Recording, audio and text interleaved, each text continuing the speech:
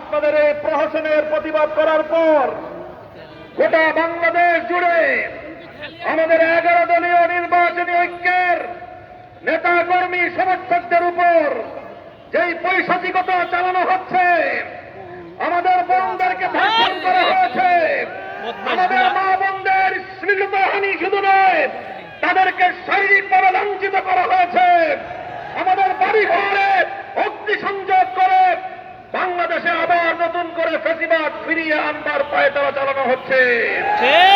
মনে রাখবেন, রক্ত দিয়ে যে জুলাই বিপ্লব হয়েছে, সেই বাংলাদেশে আর কোনদিন ফ্যাসিবাদ ফিরে আসতে পারবে না ইনশাআল্লাহ।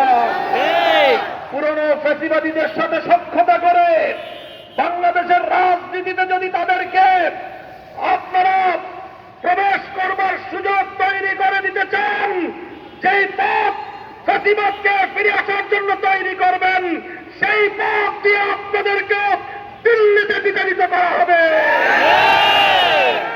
তৃতীয় কথা আমাদের পরিষ্কার, শরীফ ওসমান হাদি সহ প্রতিটি হত্যাকাণ্ডের বিচার করতে হবে।